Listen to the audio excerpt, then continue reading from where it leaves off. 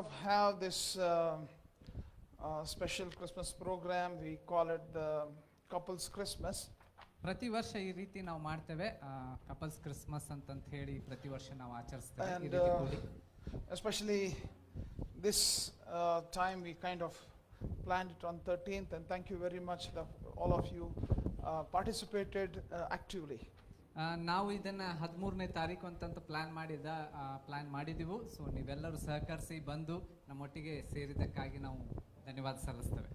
Before I want to delve into the Word of God, I want to thank all of you who also worked out, the games team. Thank you, the worship team. Thank you, and all the practical arrangements team. Some people are also working up there, setting up stuff and all that. I take this time to thank them.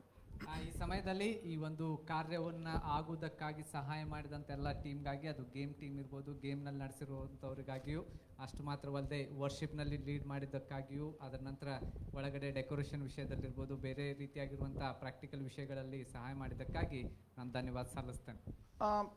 This very special evening, ಈ ಬಹಳ ವಿಶೇಷವಾಗಿರುವಂಥ ಸಾಯಂಕಾಲ, the Christmas story is a very familiar story for us. ಆದರೆ ಈ ಕ್ರಿಸ್ಮಸ್ಗೆ ಸಂಬಂಧಪಟ್ಟಂತ ಕತೆ ನಮಗೆಲ್ಲ ಚಿರಪರಿಚಿತವಾಗಿರುವಂಥ ಕತೆ ಇದು. The story of the birth of Jesus as told by Matthew in chapter.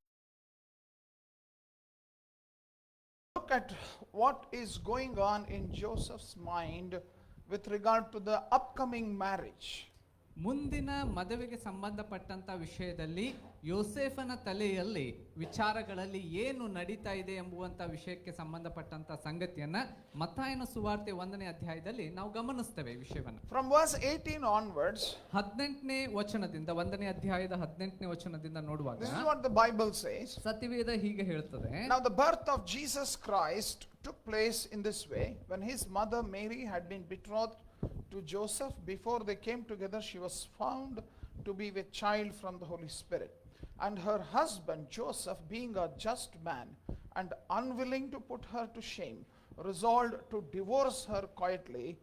But as he considered these things, behold, an angel of the Lord appeared to him in a dream, saying, Joseph, son of David, do not fear to take Mary as your wife, for that which is conceived in her is from the Holy Spirit. She will bear a son, and you shall call his name Jesus, for he will save his people from their sins. 18ನೇ ವಚನದಿಂದ ನೋಡುವಾಗ, ಯೇಸು ಕ್ರಿಸ್ತನ ಜನನವು ಹೇಗಾಯಿತಂದ್ರೆ, ಆತನ ತಾಯಿಯಾದ ಮರಿಯಳನ್ನು ಯೋಸೇಫನಿಗೆ ನಿಶ್ಚಯ ಮಾಡಿರಲಾಗಿ, ಅವರು ಕೂಡುವುದಕ್ಕಿಂತ ಮುಂಚೆ ಆಕೆಯು ಪವಿತ್ರಾತ್ಮನಿಂದ ಬಸುರಾಗಿದ್ದದ್ದು ತಿಳಿದು ಬಂತು.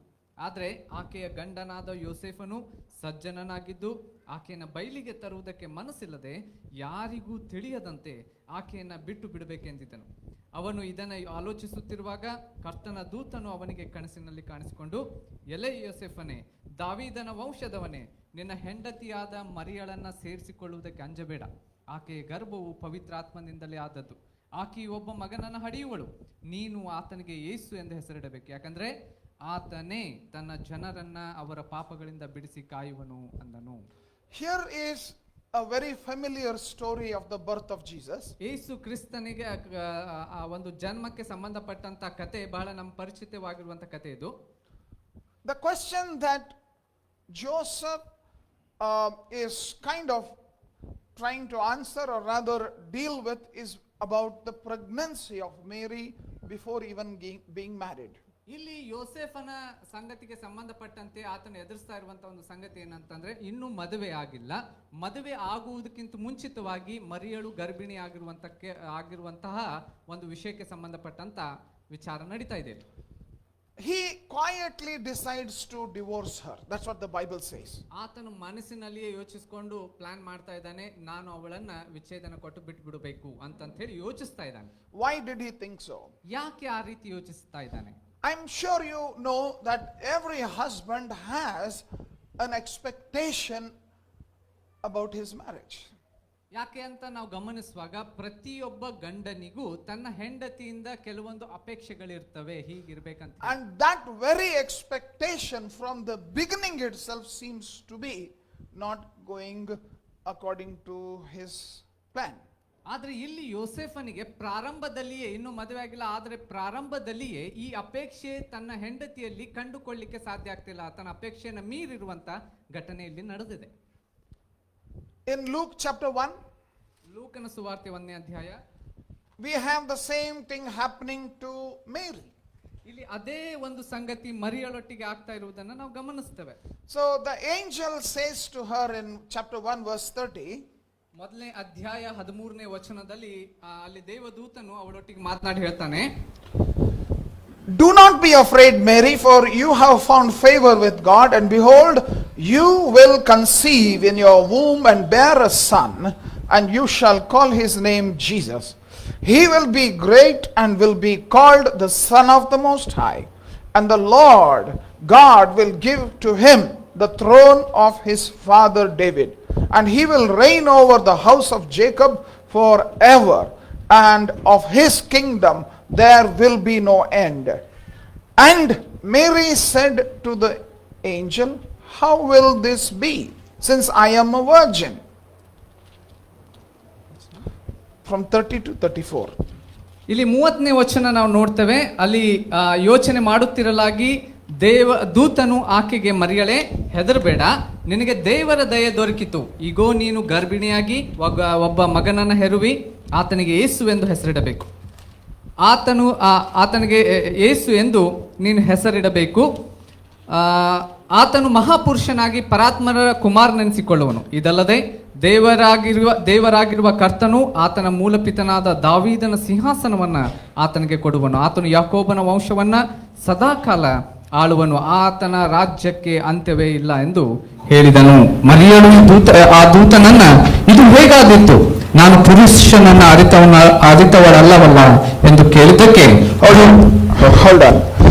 Again, Mary's question is based on her expectation with regard to being a woman and being a virgin and a person who is engaged to be married. ಇಲ್ಲಿ ತಿರುಗಿ ಮರಿಯಳಿಗೆ ಬರ್ತಾ ಇರುವಂತ ಪ್ರಶ್ನೆ, ಯೋಸೇಫಂದಾಯ್ತು, ಈಗ ತಿರುಗಿ ಮರಿಯಳಿಗೂ ಅದೇ ಅಪೇಕ್ಷೆಯನ್ನ ಮೀರಿರುವಂತ ಸಂಗತಿ ಘಟನೆ ಇಲ್ಲಿ ನಡೀತಾ ಇದೆ. ಇದು ಹೇಗೆ ಸಾಧ್ಯ, ಮದುವೆ ಆಗುವುದಕ್ಕಿಂತ ಮುಂಚಿತವಾಗಿಯೇ ಗರ್ಭಿಣಿ ಆಗ್ತಾ ಇದೆ ಅನ್ನುವಂತ ಮಾತು. So we kind of need to realize that during Christmas time these couple have had expectations, and those expectations seems to have not gone right. ಈ ಕ್ರಿಸ್ಮಸ್ ಸೀಸನ್ ನಲ್ಲಿ ಈ ಇಬ್ಬರು ಗಂಡ ಹೆಂಡತಿರಿಗೆ ಅಪೇಕ್ಷೆ ಇತ್ತು, ಹೀಗಿರ್ಬೇಕು ಹಾಗಿರ್ಬೇಕು ಅನ್ನುವಂಥದ್ದು. ಆದ್ರೆ ಇಲ್ಲಿ ಘಟನೆಯಲ್ಲಿ ಗಮನಿಸುವಾಗ ಅಪೇಕ್ಷೆಯನ್ನ ಮೀರಿರುವಂತದ್ದು, ಅವರ ಅಪೇಕ್ಷೆಗೆ ಸರಿ ಹೊಂದಲಾರದಿರುವಂತ ಘಟನೆ ನಡೀತಾ ಇದೆ. What do we do when our expectations are not fulfilled?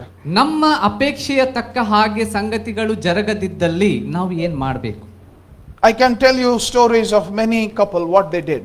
ಅನೇಕ ಒಂದು ದಂಪತಿಗಳ ಒಂದು ಕಥೆಗಳನ್ನ ಹೇಳ್ಬೋದು ನಾವು, ಅವರು ಏನ್ ಮಾಡಿದ್ರು ಇಂಥ ಸನ್ನಿವೇಶದಲ್ಲಿ ಅಂತ ಹೇಳಿ. This believer couple, ಇವರು ಬಹಳ ವಿಶ್ವಾಸಿ ಉಳ್ಳಂತ ದಂಪತಿಗಳು, both are highly paid, ಬಹಳ ಉತ್ತಮ ಸ್ಯಾಲರಿ ಇರುವಂತವರು, 2 beautiful children. ಇಬ್ಬರು ಸುಂದರವಾದ ಮಕ್ಕಳು. Wife made one mistake. ಹೆಂಡತಿ ಒಂದು ತಪ್ಪು ಮಾಡಿದ್ರು. Husband not willing to forgive. ಆ ಒಂದು ತಪ್ಪಿಗಾಗಿ ಗಂಡ ಅವಳನ್ನು ಕ್ಷಮಿಸಲಿಕ್ಕೆ ಸಿದ್ಧ ಇದ್ದಿದ್ದಿಲ್ಲ. Where will it head to? ಈ ಒಂದು ಘಟನೆ ಎಲ್ಲಿಗೆ ನಡೆದು ಸಾಗಿ ಹೋಯಿತು? The most painful thing about this family is it headed towards divorce. ಬಹಳ ದುಃಖಕರವಾಗಿರುವಂತದ್ದಂತಂದ್ರೆ ಈ ಒಂದು ಘಟನೆಯ ನಿಮಿತ್ತ ಅದು ಎಲ್ಲಿಗೆ ಹೋಗಿ ಮುಟ್ತಂತಂದ್ರೆ ಆ ವಿಚ್ಛೇದನಕ್ಕೆ ಮುಟ್ಟಿತು. Believers, ವಿಶ್ವಾಸಿಗಳು. A very sad story. ಬಹಳ ದುಃಖಕರವಾಗಿರುವಂತ ಕಥೆ. Today lots of families are going through severe stress. ಈ ದಿನಗಳಲ್ಲಿ ಅನೇಕ ಕುಟುಂಬಗಳು ಬಹಳ ಒತ್ತಡವಾಗಿರುವಂತ ಪರಿಸ್ಥಿತಿಯಲ್ಲಿ ಹಾದು ಹೋಗ್ತಾ ಇದೆ. One of the problem is, in fact this was the most craziest one. ಒಂದು ಬಹಳ ಇಲ್ಲಿ ಗಮನಿಸ್ತಾ ಇರುವಂತೆ, ಇಲ್ಲಿ ಗಮನಿಸಿದ್ರೆ ಅಂತಂದ್ರೆ ಬಹಳ ವಿಚಿತ್ರ ಅನಿಸ್ತದೆ. One lady applied for divorce. ಒಬ್ಬ ಸ್ತ್ರೀ ಒಂದು ವಿಚ್ಛೇದನಕ್ಕಾಗಿ ಅದನ್ನ ಅರ್ಜಿ ಹಾಕಿದ್ಲು. And when the case came up, why are you divorcing your husband? ಅಲ್ಲಿ ಪ್ರಶ್ನೆ ಕೇಳಲ್ಪಡ್ತು, ಕೇಸ್ ಬಂದಾಗ ಯಾಕೆ ನಿನ್ನ ಗಂಡನಿಗೆ ವಿಚ್ಛೇದನ ಕೊಡಲು ನೀನು ಬಯಸ್ತಾ ಇದ್ದೀಯ ಅಂತ ಹೇಳಿ. Her answer, ಅವಳ ಉತ್ತರ, he is too perfect. ಆ ವ್ಯಕ್ತಿ ಬಹಳ ಪರ್ಫೆಕ್ಟ್ ಇದ್ದಾನೆ, ಸಂಪೂರ್ಣ ಪರ್ಫೆಕ್ಟ್ ಇದ್ದಾನೆ. He doesn't quarrel. ಆತನು ಎಂದು ಜಗಳವಾಡೋದಿಲ್ಲ. He doesn't, does not have any bad habits. ಯಾವುದೇ ಕೆಟ್ಟ ದುರಭ್ಯಾಸಗಳು ಆತನಿಗಿಲ್ಲ. He does everything that I say. ನಾ ಏನೇನ್ ಹೇಳ್ತೇನೆ ಎಲ್ಲಾ ಮಾತು ನನ್ನ ಗಂಡ ಕೇಳ್ತಾನೆ. I am not happy in this marriage. ಇಂಥ ರೀತಿ ಇರುವುದರಿಂದ ನನಗೆ ಈ ಕುಟುಂಬದಲ್ಲಿ, ಈ ದಾಂಪತ್ಯದಲ್ಲಿ ಸಂತೋಷ ಇಲ್ಲ, ಅದಕ್ಕೆ ನಂಗೆ divorce. This is happening in India. I am telling you, this is a case that came up in Uttar Pradesh or so. This case came up, and this is what the craziest case that you can think of, that my husband is perfect and I don't want him. ಇಂಥದ್ದು ಉತ್ತರ ಪ್ರದೇಶ ಕಡೆ ಆಗಿರುವಂತದ್ದು, ಈ ರೀತಿ ಆಗಿರುವಂತದ್ದು. ನನ್ನ ಗಂಡ perfect ಇದ್ದಾನೆ, ಅದಕ್ಕೋಸ್ಕರ ನನಗೆ ಇವನೊಟ್ಟಿಗೆ ಬಾಳೆ ಮಾಡುವುದಿಲ್ಲ. You know what? Amidst all these kind of tragedies that you hear about relationships that are all falling apart, ಈ ರೀತಿಯಾಗಿರುವಂತ ಅನೇಕ ರೀತಿಯ ಸಂಬಂಧಗಳು ಮುರಿದು ತಳಗೆ ಬೀಳ್ತಾ ಇರುವಂತ ದುಃಖಕರವಾಗಿರುವಂತ ಘಟನೆಗಳನ್ನು ನಾವು ಕೇಳ್ತಾ ಇದ್ದೇವೆ.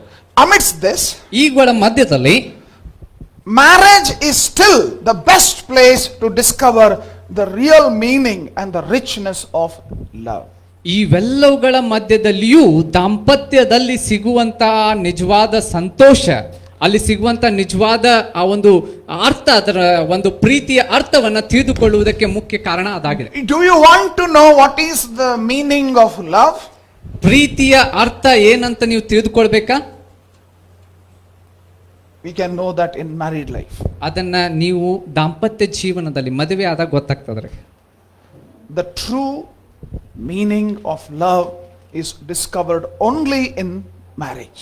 ಸತ್ಯವಾದ ನಿಜವಾದ ಪ್ರೀತಿ ಏನನ್ನುವಂಥದ್ದು ಗೊತ್ತಾಗೋದು ಅದು ಮದುವೆಯಲ್ಲಿ ಮಾತ್ರ, ದಾಂಪತ್ಯದಲ್ಲಿ. Marriage offers a made in heaven opportunity to discover the real meaning of love. ಪರಲೋಕದಲ್ಲಿಯೇ ಈ ಒಂದು ಮದುವೆ ಆಗ್ತದೆ ಅನ್ನುವಂತ ರೀತಿ ಪರಲೋಕದ ಸಂತೋಷವನ್ನ ಅದನ್ನ ನಾವು ಅನುಭವಿಸುವಂತೆ ಅದರಲ್ಲಿ ನಿಜವಾದ ಅರ್ಥ ಮತ್ತು ನಿಜವಾದ ಪ್ರೀತಿ ಶ್ರೇಷ್ಠತೆಯನ್ನು ತಿಳಿದುಕೊಳ್ಳುವುದು ಮದುವೆಯಲ್ಲಿ. Yes, it's going to cost you lots of work. ಹೌದು, ಈ ಒಂದು ದಾಂಪತ್ಯದಲ್ಲಿ ಅನೇಕ ರೀತಿ ಪ್ರಯಾಸಗಳು, ನಾವು ಶ್ರಮ ಪಡಬೇಕು. In fact, for every good thing you have to work hard. ಎಲ್ಲ ಒಳ್ಳೆ ಸಂಗತಿ ಪಡಿಬೇಕಾಗಿದ್ದಲ್ಲಿ ನಾವು ಕಷ್ಟಪಡಲೇಬೇಕು. True, we have to make sacrifices. ಹೌದು, ಇದು ಸತ್ಯ, ನಾವು ತ್ಯಾಗಗಳನ್ನು ಮಾಡಬೇಕು. But what you get is greater than anything. ಆದ್ರೆ ಇದು ಸತ್ಯ, ಇದ್ರ ಕೂಡ ಇದನ್ನು ಸತ್ಯ ಏನಂತಂದ್ರೆ ಅದರ ನಿಮಿತ್ತ ನಿಮ್ಗೆ ಸಿಗುವಂತದ್ದು ಅದು ಎಲ್ಲವುದಕ್ಕಿಂತ ಶ್ರೇಷ್ಠವಾಗಿರುವುದು. True, the current situation is lots of things are against marriage. ಹೌದು, ಈ ದಿನಗಳಲ್ಲಿ ದಾಂಪತ್ಯ ಜೀವನದ ವಿರುದ್ಧವಾಗಿ ಅನೇಕ ಸಂಗತಿ ವಿಚಾರಗಳು ಈ ಹೊರಗಡೆ ನಡೀತಾ ಇದೆ. But then if you follow some basic things, everything will work well. ಆದ್ರೆ ಕೆಲವೊಂದು ಸಾಮಾನ್ಯ ಸಲಹೆಗಳನ್ನ, ಕೆಲವೊಂದು ಸತ್ಯಗಳನ್ನ ನಾವು ಅನುಸರಿಸುವುದಾಗಿದ್ದಲ್ಲಿ ಅವುಗಳನ್ನ ಸರಿಪಡಿಸಿಕೊಳ್ಳಲಿಕ್ಕೆ ಸಾಧ್ಯ. True, it's a big responsibility. ಹೌದು, ಇದು ಸತ್ಯ, ಇದು ಬಹಳ ದೊಡ್ಡದಾಗಿರುವಂತಹ ಜವಾಬ್ದಾರಿಯಾಗಿದೆ. But you know what? It comes with that, that responsibility, with that responsibility comes the authority and help of God to make it satisfying. ಈ ಜವಾಬ್ದಾರಿ ಒಟ್ಟಿಗೆ ಏನ್ ಸಿಗ್ತದೆ ಅಂತ ನೋಡುವಾಗ ನಮಗೆ ಆ ಒಂದು ಜವಾಬ್ದಾರಿಯ ನಿಮಿತ್ತ ದೇವರ ಸಹಾಯವು ಮತ್ತು ಅಧಿಕಾರವು ನಮಗೆ ದೊರೆಯುತ್ತದೆ. God will step in to help you make this married life a fruitful life. ಈ ಒಂದು ದಾಂಪತ್ಯ ಜೀವಿತವನ್ನ ಪರಿಪೂರ್ಣ ಮಾಡುವುದಕ್ಕಾಗಿ ದೇವರೇ ಸ್ವತಃ ನಿಮ್ಮ ದಾಂಪತ್ಯ ಜೀವನದಲ್ಲಿ ಮಧ್ಯದಲ್ಲಿ ಬಂದು ಸಹಾಯ ಮಾಡಿ ಬೆಳೆಸ್ತಾನೆ. True, there are ways to deal with your loneliness and feelings of discontentment. There are various ways. ಹೌದು, ಇದು ಸತ್ಯ. ಈ ಒಂದು ಸಂಗತಿಯನ್ನು ನಾವು ಗಮನಿಸುವಾಗ ಬೇರೆ ಬೇರೆ ಮೂಲಕವಾಗಿ ಏಕಾಂಗಿತನ ಇರಬಹುದು ಅಥವಾ ಅತೃಪ್ತಿಯ ಭಾವನೆಗಳಿರಬಹುದು, ಬೇರೆ ಸಂಗತಿಗಳನ್ನು ತೃಪ್ತಿ ಪಡಿಸಿಕೊಳ್ಳಬಹುದು. But imagine this, when you are on your deathbed, you are not going to tell with how many people you had sex. No, you're not going to tell. ಆದ್ರೆ ನಿನ್ನ ಸಾವಿನ ಸಮಯದಲ್ಲಿ ನಿನ್ನ ಹಾಸಿಗೆ ಮೇಲೆ ಇರುವಾಗ ಎಷ್ಟು ಜನರೊಟ್ಟಿಗೆ ಲೈಂಗಿಕ ಸಂಬಂಧದಲ್ಲಿ ನೀನು ಇದ್ದೆ ಅನ್ನುವುದನ್ನು ಹೇಳಲಿಕ್ಕೆ ಹೋಗೋದು. You're not going to talk about that. ಅದರ ಬಗ್ಗೆ ನೀನು ಮಾತನಾಡೋದಿಲ್ಲ ಅಂತ ಸಂದರ್ಭದಲ್ಲಿ. Why am I talking all this? ಯಾಕೆ ನಾ ಈ ಎಲ್ಲ ವಿಷಯಗಳನ್ನು ನಿಮ್ಗೆ ಹೇಳ್ತಾ ಇದ್ದೇನೆ? Marriage is a God established institution. ಈ ಒಂದು ದಾಂಪತ್ಯ ಜೀವಿತ ಅಂತ ಹೇಳುವಾಗ ಇದು ದೇವರು ಸ್ಥಾಪಿಸಿರುವಂತ ಸಂಸ್ಥೆ ಆಗಿದೆ. I want to tell you, God is there to help us as couple to make it. ಅದಕ್ಕಾಗಿ ದೇವರು ನಾವು ದಂಪತಿಗಳಾಗಿ ಇದನ್ನ ಮಾಡುವುದಕ್ಕಾಗಿ ದೇವರೇ ಸ್ವತಃ ಇದಕ್ಕಾಗಿ ಸಹಾಯವನ್ನು ಕೊಡಲು So ಸಿದ್ಧ. we need to, in amidst all this kind of challenges, ಈ ರೀತಿಯಾಗಿರುವಂತ ಎಲ್ಲಾ ಸವಾಲುಗಳ ಮಧ್ಯದಲ್ಲಿ we need to have a vision for our marriage. ಈ ವಿಷಯಕ್ಕೆ ಸಂಬಂಧಪಟ್ಟಂತೆ ನಮ್ಮ ದಾಂಪತ್ಯ ಜೀವನಕ್ಕೆ ಒಂದು ದರ್ಶನವಿರಬೇಕು. Oh, a vision for our marriage, not as they are, but as they could be. ದಾಂಪತ್ಯ ಜೀವನಕ್ಕೆ ದರ್ಶನಗಳು ಅಂತಂತ ಹೇಳುವಾಗ ಆ ದರ್ಶನಗಳು ಹೇಗಿದೆ ಅಂತಂತ ಈ ದಿನಗಳಲ್ಲಿ ಇದೆ ಅಂತಂತ ಹಾಗೆ ಅಲ್ಲ, ಅದು ನಿಜವಾಗ್ಲೂ ಹೇಗಿರಬೇಕು ಹಾಗಿರುವಂತದ್ದು ಬಹಳ ಮುಖ್ಯ. So that should be our vision. As a couple, that should be our vision. What is God's plan for this couple? What is God's purpose for a married life? I should aim for that as my goal, not as, look, they are like this, like this. You know, that shouldn't be something which we should do. ದಂಪತಿಗಳಾಗಿ ನಮಗಿರಬೇಕಾಗಿರುವಂತ ದರ್ಶನ, ಬಯಕೆ, ಗುರಿ ಏನಂತಂದ್ರೆ ದೇವರ ಯೋಜನೆ ನಮ್ಮ ಕುಟುಂಬಕ್ಕೆ, ನಮ್ಮ ದಾಂಪತ್ಯಕ್ಕೆ ಏನಾಗಿದೆ ಅನ್ನುವಂಥದ್ದು ತಿಳಿದುಕೊಳ್ಳುವುದು, ಅದರಂತೆ ನಡೆಯುವಂಥದ್ದೇ ನಮ್ಮ ಗುರಿ ಆಗಿರ್ಬೇಕು. See, you know, when we talk about this vision, ಈ ದರ್ಶನದ ಬಗ್ಗೆ ನಾವು ಮಾತನಾಡುವಾಗ every healthy marriage realizes that married life goes through different phase. ಪ್ರತಿ ಒಂದು ದಾಂಪತ್ಯ ಜೀವನದಲ್ಲಿ ವಿವಿಧ ಹಂತಗಳ ಮೂಲಕವಾಗಿ ದಾಂಪತ್ಯ ಜೀವಿತ ಹಾದು ಹೋಗ್ತದೆ. But then, before we address that, let's possibly think about what is married life. If you have to ask, what is a married life? ಆ ವಿಷಯವನ್ನು ನೋಡೋಕ್ಕಿಂತ ಮುಂಚಿತವಾಗಿ ಈ ಪ್ರಶ್ನೆ ಏನಂತಂದ್ರೆ, ಈ ಒಂದು ಮದುವೆ ದಾಂಪತ್ಯ ಜೀವಿತ ಅಂದ್ರೆ ಏನು? What is the promise that we run after in married life? ಈ ಒಂದು ದಾಂಪತ್ಯ ಜೀವನದಲ್ಲಿ ಯಾವ ವಾಗ್ದಾನ ನಾವು ಹಿಡಿದುಕೊಂಡು ಅದರ ಹಿಂದೆ ಹೋಗ್ತಾ ಇದ್ದೇವೆ? ಯಾವ ವಾಗ್ದಾನ ಇದೆ? You know, what are we after? ನಾವು ಎದ್ರ ಹಿಂದಿದ್ದೇವೆ?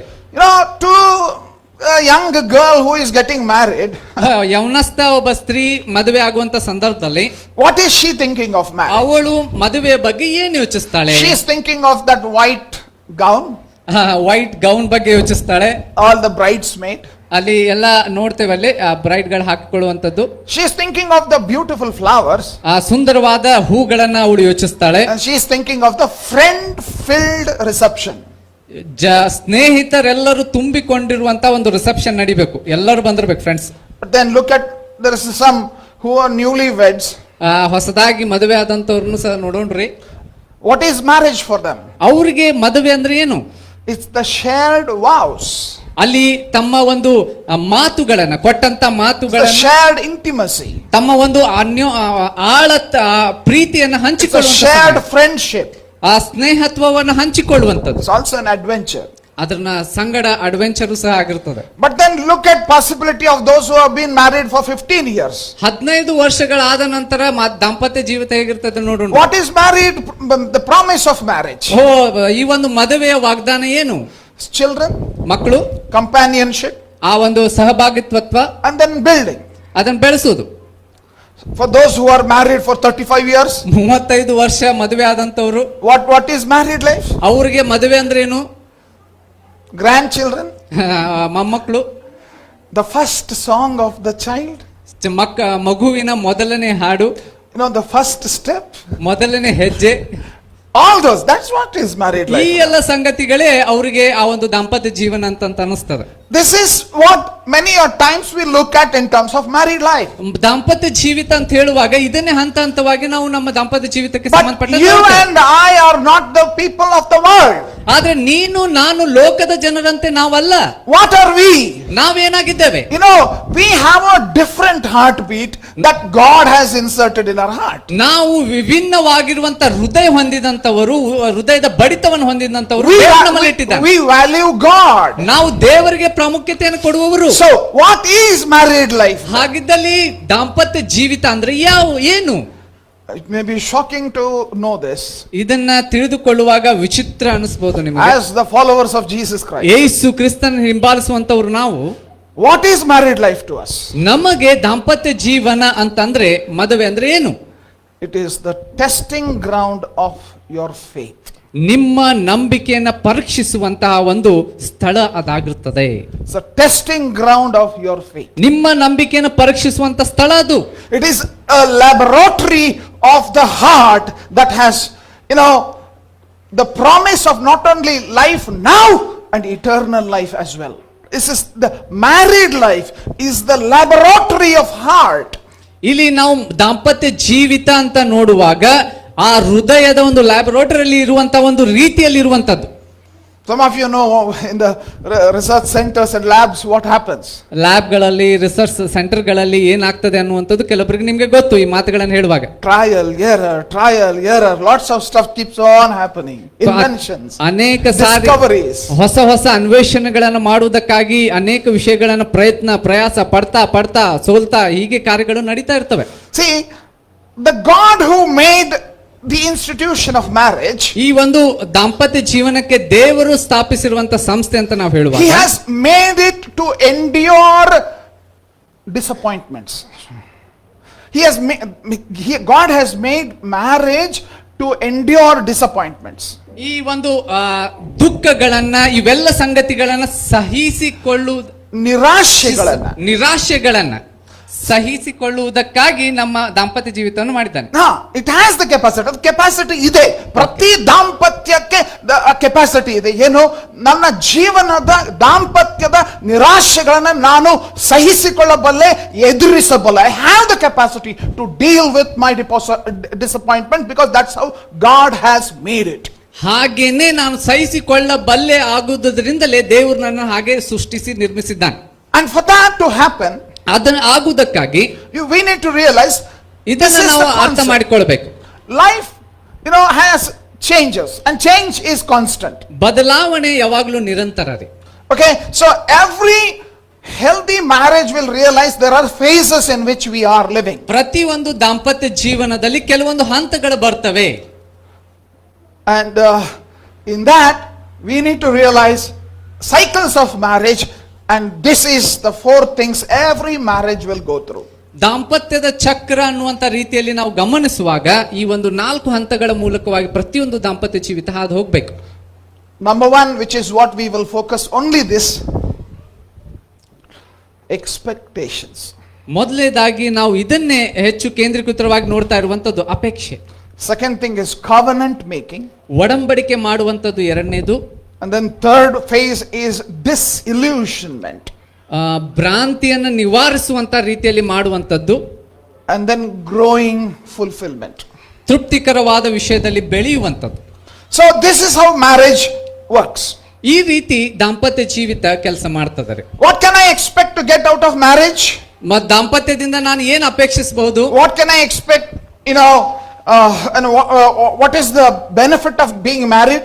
ದಾಂಪತ್ಯದಲ್ಲಿ ನಾನು ಇರುವಂತೆ ಮದುವೆ ಮಾಡಿಕೊಳ್ಳುವಾಗ ನನಗೆ ಸಿಗುವಂತ ಲಾಭಗಳೇನು? My hopes are high. ನನ್ನ ಅಪೇಕ್ಷೆಗಳು ಬಹಳ ಎತ್ತರವಾಗಿರ್ತವೆ, ಬಹಳ ಇರ್ತದೆ. My dreams are bright. ನನ್ನ ಒಂದು ಕನಸುಗಳು ಬಹಳ ದೊಡ್ಡದಾಗಿರ್ತದೆ. But will they be realized? ನಿಜವಾಗ್ಲೂ ಅವು ಸಾಧ್ಯ ಆಗ್ತವ? Will they happen? ಅವು ಸಾಧ್ಯವಾಗ್ತವ, ನೆರವೇರ್ತವ? Expectations. ಅಪೇಕ್ಷೆಗಳು. This is the gauge in which we survive every day. ಪ್ರತಿ ದಿನ ಈ ರೀತಿಯಾಗಿರುವಂತ ಗೇಜ್ ನಲ್ಲಿ ನಾವು ಇರ್ತೇವೆ. Common expectations people have for married life. ಸಾಮಾನ್ಯ ಜನರಿಗೆ ಈ ಒಂದು ದಾಂಪತ್ಯ ಜೀವನದಲ್ಲಿ ಅಪೇಕ್ಷೆಗಳು ಅಂತ ಹೇಳುವಾಗ, let's look at some of them. ಕೆಲವೊಬ್ಬರನ್ನ ನಾವಿಲ್ಲಿ ಗಮನಿಸೋಣ್ರಿ. Some of the expectations. ಕೆಲವೊಂದು ಅಪೇಕ್ಷೆಗಳು. Okay. ಏನಿರ್ತದೆ ದಾಂಪತ್ಯದಲ್ಲಿ ಅಪೇಕ್ಷೆ ಅಂದ್ರೆ?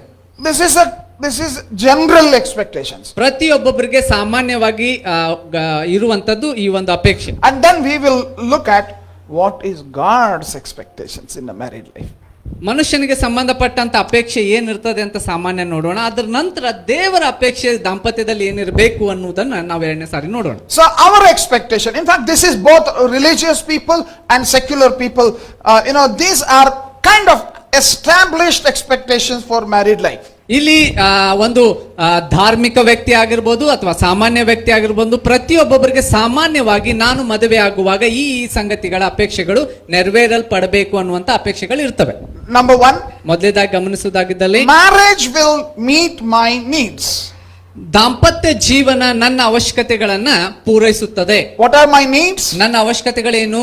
Need for affection and sexual intimacy. ಪ್ರೀತಿ ಮತ್ತು ಲೈಂಗಿಕತೆ. Need for companionship. ಸಹಭಾಗಿತ್ವ. Need for family. ಕುಟುಂಬ. Need for conversation. ಸಂಪರ್ಕ, ಮಾತುಕತೆ ಮಾಡುವುದಕ್ಕಾಗಿ ದಾಂಪತ್ಯ ಬೇಕು. Need for financial security, ಆರ್ಥಿಕ ಭದ್ರತೆ ನನಗೆ ಬೇಕು, ಅದಕ್ಕಾಗಿ ಮದುವೆ ಬೇಕು. need for acceptance, ಸಾಮಾಜಿಕವಾಗಿ ನಾವು ಒಬ್ಬರು ಸ್ವೀಕರಿಸಲ್ಪಡ್ಬೇಕನ್ನುವುದಕ್ಕಾಗಿ ಬೇಕು. need to leave home, and so like that. Many of these are kind of reasonable expectations that come from God given desires only. ಅಲ್ಲಿ ಮನೆಯನ್ನ ಬಿಟ್ಟು ಬೇರೆ ಕುಟುಂಬವನ್ನ ಸ್ಥಾಪಿಸುವಂತದ್ದು, ಈ ರೀತಿ ಅನೇಕ ವಿಷಯವಾಗಿರುವಂತಹ ಅಪೇಕ್ಷೆಗಳನ್ನ ನಮ್ಮ ಹೃದಯದಲ್ಲಿ ಇರ್ತವೆ. So many enter married life to solve these problems that they are actually facing in life.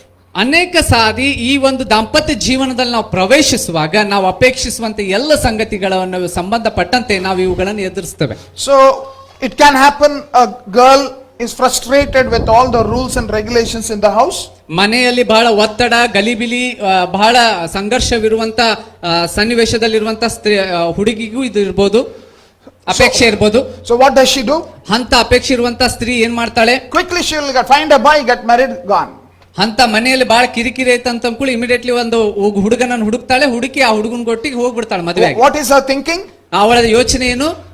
You know, marriage will solve my problem. Meet my need means it will solve my problem. ಮದುವೆ ಮಾಡಿಕೊಂಡ್ರೆ ನನ್ನ ಸಮಸ್ಯೆ ಎಲ್ಲ ನೀಗ್ಬಿಡ್ತದೆ ಅಂತ ಯೋಚಿಸುವಂತವ್ರು, ಅದಕ್ಕೋಸ್ಕರ ಆ ರೀತಿ ಅವಳು ಮಾಡ್ತಾಳೆ. Second expectation. ಎರಡನೇ ಒಂದು ಅಪೇಕ್ಷೆ, marriage will change him or her. ಮದುವೆ, ದಾಂಪತ್ಯ ಜೀವನ ಅಥವಾ ಮದುವೆ ಅಂತಂದ್ರೆ ಅವಳು ಮತ್ತು ಅವನನ್ನ ಬದಲಾಯಿಸ್ತದೆ ಅದು. You know, we are going to hear something very important about this. ಇದ್ರ ಬಗ್ಗೆ ಬಹಳ ಪ್ರಾಮುಖ್ಯವಾಗಿ ಸಂಗತಿಯನ್ನ ನಾವು ಕೇಳಲಿಕ್ಕಿದ್ದೇವೆ ಈಗ. You know, they enter married life, or anyone with this kind of an approach will have a kind of a mindset that this is what my partner will be. ಇಲ್ಲಿ ನಾನು ದಾಂಪತ್ಯ ಜೀವನದಲ್ಲಿ ಯಾರೋ ಇರಲಿ, ಅವರು ಪ್ರವೇಶಿಸುವಂತ ಸಂದರ್ಭದಲ್ಲಿ ನನ್ನ ಒಂದು ಬಹಳ ಸಂಗಾತಿ ಈ ರೀತಿಯಲ್ಲಿ ಇರಬೇಕು ಅನ್ನುವಂತ ಅಪೇಕ್ಷೆಯೊಡನೆ ಪ್ರವೇಶಿಸುವಂತದ್ದು. And just before the marriage they will let them know, see, I expect you to be like this, just before marriage they will disclose little by little. ಮದುವೆಗಿಂತ ಮುಂಚೆ ಸ್ವಲ್ಪ ಮಾತನಾಡೋಕೆ ಸಮಯ ಇರ್ತದ್ರಿ, ಅಂತ ಸಮಯದಲ್ಲಿ ಮಾತನಾಡಿ ಹೇಳ್ತಾರೆ, ನನಗೆ ನಿನ್ನ ವಿಷಯದಲ್ಲಿ ಈ ರೀತಿ ಅಪೇಕ್ಷೆ ಇದೆ, ಸ್ವಲ್ಪ ಹೇಳುದು, ಕಂಪ್ಲೀಟ್ ಅಲ್ಲ. But from the time marriage is done, ಮದುವೆ ಆದಂತ ಸಂದರ್ಭದಲ್ಲಿ it doesn't work. ಮದುವೆ ಎಲ್ಲ ಆಗಿ ಹೋಯ್ತು, ಈಗ ಕೆಲಸ ಆಗೋದಿಲ್ಲ ಅದು. You revert to your natural old mindset. ಈಗ ತಿರುಗಿ ನೀವು ಪ್ರಾರಂಭದಲ್ಲಿ ಇದ್ದಂತೆ ಇರೋದಿಲ್ಲ. ಮದುವೆ ಆದ ಕೂಡ ಸಾಮಾನ್ಯ ಸ್ಥಿತಿಗೆ ಬಂದು ನೀವು ಮೊದಲು ಹೇಗೆ ಜೀವಿಸ್ತಿದ್ರು, ಹೇಗೆ ವರ್ತಿಸ್ತಿದ್ರು ಹಾಗೆ ಆರಂಭಿಸ್ತೀರಿ. It could be, it's when you kind of wanted your wife to be this or your husband to be this, and when you got married you suddenly realize that's not happening. ನನ್ನ ಗಂಡ ಅಥವಾ ನನ್ನ ಹೆಂಡತಿ ಆಗುವವರು ಹೀಗಿರ್ಬೇಕು ಹಾಗಿರ್ಬೇಕಂತ ಅಪೇಕ್ಷೆ ಇರ್ತದೆ, ಆದ್ರೆ ಮದುವೆ ನಂತರ ಆ ರೀತಿ ಅವ್ರು ಇರೋದಿದ್ದಲ್ಲಿ you plan to change. ಅಂತ ಸಂದರ್ಭದಲ್ಲಿ ನೀವು ಬದಲಾಯಿಸುವಂತ ಯೋಚನೆ ಮಾಡ್ಕೊಂತೀರಾ. Whom you want to change each other? ಒಬ್ಬರಿಗೊಬ್ಬರು ನಾವು ಬದಲಾವಣೆ ಮಾಡ್ಕೊಂಡ್ಬಿಡೋಣ, ನನಗೆ ನೀನು ಬೇಡ ಅಂತ ಹೇಳಿ. No. Change, ನಿಮ್ಮನ್ನೇ ಬದಲಾಯಿಸಿ, make modification. ಇಂಥ ಸಂದರ್ಭದಲ್ಲಿ ಕೆಲವೊಂದು ಬದಲಾವಣೆಗಳನ್ನು ಮಾಡ್ಕೊಂತೀವಿ.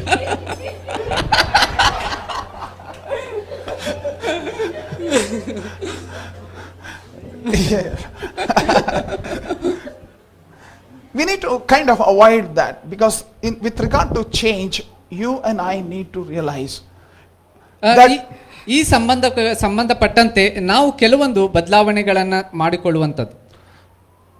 We kind of think that ಅದನ್ನು ಯೋಚಿಸ್ತೇವೆ ನಾವು. I will change my wife, ನನ್ನ ಹೆಂಡತಿಯನ್ನ ಬದಲಾಯಿಸ್ತೇನೆ, I will change my husband, ನನ್ನ ಗಂಡನನ್ನ ಬದಲಾಯಿಸ್ತೇನೆ. and practically it becomes almost impossible. ಆದ್ರೆ ನಿಜವಾಗ್ಲೂ ನೋಡುವುದಾಗಿದ್ದಲ್ಲಿ ಇದು ಅಸಾಧ್ಯವಾದ ಕೆಲಸ ರೀ. Who can change each other? ಒಬ್ಬರನ್ನೊಬ್ಬರು ಯಾರು ಬದಲಾಯಿಸಲಿಕ್ಕೆ ಸಾಧ್ಯ? You will realize, ನೀವು ಅದನ್ನ ಅರಿತುಕೊಳ್ತೀರಾ. you may have already realized, many of you ನಿಮ್ಗೆ ಅದು ಅರ್ಥ ಆಗಿದೆ ಅಂತ ಅನ್ನಿಸ್ತೇನೆ ಈಗ, how difficult it is to change. ಬದಲಾಯಿಸುವಂತದ್ದು ಎಷ್ಟು ಕಠಿಣ ಅನ್ನುವಂಥದ್ದು. But we have come here to realize it was difficult for Joseph to change, it's difficult for Mary to change, but they have one great thing: God Almighty was involved in their marriage, and that's why change was possible. ಅದಕ್ಕೆ ಇಲ್ಲಿ ನಾವು ಗಮನಿಸುವಾಗ ಯೋಸೇಫನಲ್ಲಿಯೂ ಮರಿಯಳಲ್ಲಿಯೂ ಈ ರೀತಿಯಾಗಿರುವಂತಹ ಹೊಸ ಬದಲಾವಣೆಯನ್ನ ತರುವಂತದ್ದು ಬಹಳ ಕಠಿಣ ಇತ್ತು, ಆದ್ರೆ ದೇವರು ಅಲ್ಲಿ ಪ್ರವೇಶಿಸುವ ಮೂಲಕ ಅಸಾಧ್ಯವಾದದನ್ನು ಸಾಧ್ಯಗೊಳಿಸಲಿಕ್ಕೆ ಸಾಧ್ಯ. So that's one hope. With regard to change, we will go into a little bit detail, but that's what you remember. ಈ ಒಂದು ಬದಲಾವಣೆ ಅಂತ ಹೇಳುವಾಗ ನಾವು ಅದನ್ನು ವಿವರವಾಗಿ ನೋಡ್ಲಿಕ್ಕಿದ್ದೇವೆ, ಆ ವಿಷಯವನ್ನ ನಾವು ಕಲಿಯೋಣ. Marriage to some people, this way. ಕೆಲವೊಬ್ಬರಿಗೆ ದಾಂಪತ್ಯ ಜೀವನ ಅಪೇಕ್ಷೆ ಅಂತ ನೋಡುವಾಗ ಈ ರೀತಿ, marriage can be as free as you let it be. ನಾವು ದಾಂಪತ್ಯ ಜೀವನ ಅಂತ ಹೇಳುವಾಗ ನಾವು ಬಿಟ್ಟಷ್ಟು ದಾಂಪತ್ಯ ಜೀವನ ಸ್ವತಂತ್ರವಾಗಿರ್ತದೆ ಅನ್ನುವಂತ. So how do this couple live? ಈ ಒಂದು ದಂಪತಿಗಳು ಹೇಗೆ ಜೀವಿಸ್ತಾರೆ ಅಂತ ಯೋಚನೆ ಮಾಡುವರು. Very simple law. ಬಹಳ ಸರಳವಾಗಿರುವಂತ ಒಂದು ತತ್ವ ನೋಡುವುದಾಗಿದ್ದಲ್ಲಿ, they are pretty generous to each other. ಒಬ್ರುಗಳು ಬಹಳ ಉದ್ಧಾರಿಗಳಾಗಿರ್ತಾರೆ.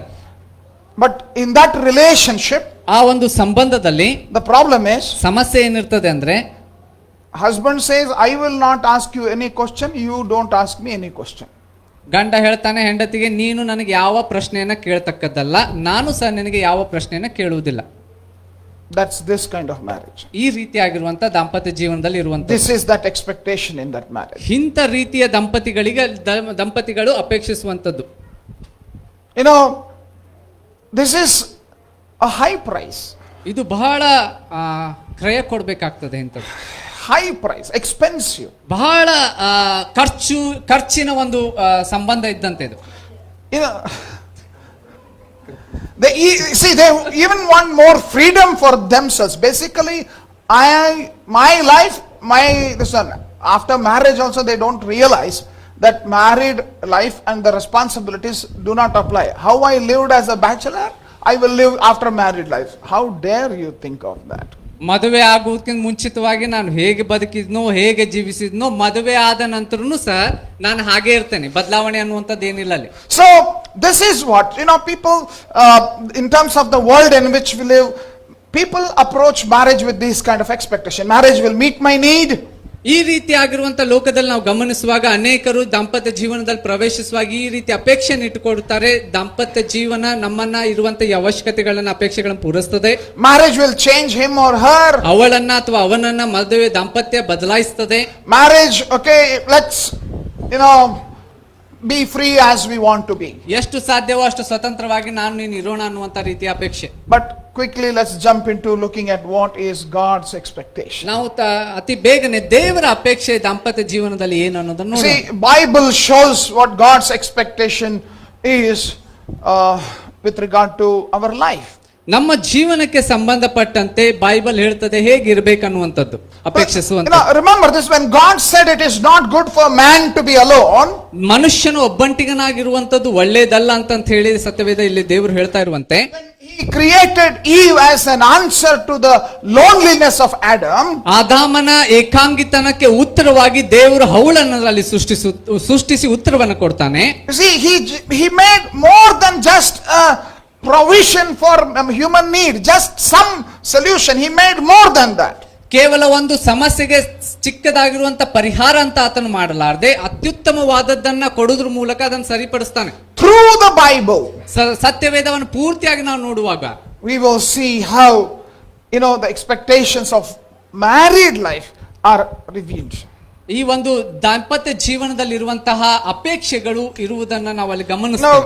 The way God helps us to understand. ಇಂಥ ಸಂದರ್ಭದಲ್ಲಿ ದೇವರು ಹೇಗೆ ಸಹಾಯ ಮಾಡಿದನು ಅನ್ನೋದನ್ನು ನೋಡುವಾಗ ನಾವು ಅರ್ಥ ಮಾಡಿಕೊಳ್ತೇವೆ. Number 1, ಮೊದಲನೇದಾಗಿ God's expectation for your married life. ದಾಂಪತ್ಯ ಜೀವನಕ್ಕೆ ದೇವರ ಅಪೇಕ್ಷೆ ನಮ್ಮ ಪ್ರತಿಯೊಬ್ಬರಿಗೆ God's expectation for your married life. ನಿಮ್ಮ ದಾಂಪತ್ಯ ಜೀವನಕ್ಕೆ ದೇವರಿಂದ ಅಪೇಕ್ಷಿಸಲ್ಪಡುವಂತದ್ದು ಏನಂದ್ರೆ, this is the biblical expectation. ಇದು ಸತ್ಯವೇದ ಆಧಾರಿತವಾಗಿರುವಂತ ಅಪೇಕ್ಷೆ. Marriage will enable us to serve someone else's need. ಬೇರೊಬ್ಬರ ಅವಶ್ಯಕತೆಗಳನ್ನ ಸಂಧಿಸಿ ಸಹಾಯಿಸಲು ದಾಂಪತ್ಯ ನಮಗೆ ಸಹಾಯ ಮಾಡುತ್ತದೆ. Marriage helps us to address and serve someone else's need. ದಾಂಪತ್ಯ ಜೀವನ ಇತರರ ಅವಶ್ಯಕತೆಗಳನ್ನು ಪೂರೈಸುವುದಕ್ಕಾಗಿ, ಇತರರಿಗೆ ಸಹಾಯ ಮಾಡುವುದಕ್ಕಾಗಿ ನಮಗೆ ದಾಂಪತ್ಯ ಜೀವನ Paul writes this in 1 Corinthians chapter 7 verse 28. ಪೌಲನು ಮೊದಲೇ ಕೊರಿಂಥ 7ನೇ ಅಧ್ಯಾಯ 28ನೇ ವಚನದಲ್ಲಿ ಈ ರೀತಿಯಾಗಿ ಹೇಳ್ತಾನೆ, but if you do marry, you have not sinned, and if a virgin marries, she has not sinned, but those who marry will face many troubles in this life, and I want to spare you this. ಒಂದು ವೇಳೆ ನೀನು ಮದುವೆ ಮಾಡಿಕೊಂಡರೂ ಪಾಪವಿಲ್ಲ, ಕನ್ನಿಕೆಯು ಮದುವೆ ಮಾಡಿಕೊಂಡರೂ ಪಾಪವಿಲ್ಲ, ಆದ್ರೆ ಮದುವೆ ಮಾಡಿಕೊಂಡವರಿಗೆ ಶರೀರ ಸಂಬಂಧವಾಗಿ ಕಷ್ಟ ಸಂಭವಿಸುವುದು. ಇದು ನಿಮಗೆ ಉಂಟಾಗಬಾರದೆಂದು ನನ್ನ ಅಪೇಕ್ಷೆ. But what is Paul trying to say? ಇಲ್ಲಿ ಪೌಲನು ಏನ್ ಹೇಳಲು ಬಯಸ್ತಾ ಇದ್ದಾನೆ? He is basically helping us to realize that in married life there are limits. ಇಲ್ಲಿ ಸಾಮಾನ್ಯವಾಗಿ ಆತನು ಹೇಳಲು ಬಯಸ್ತಾ ಇರುವಂತ ಸಂಗತಿ ಅಂದ್ರೆ ದಾಂಪತ್ಯ ಜೀವನದಲ್ಲಿ ಕೆಲವೊಂದು ಲಿಮಿಟ್ಸ್ ಗಳಿರ್ತವೆ.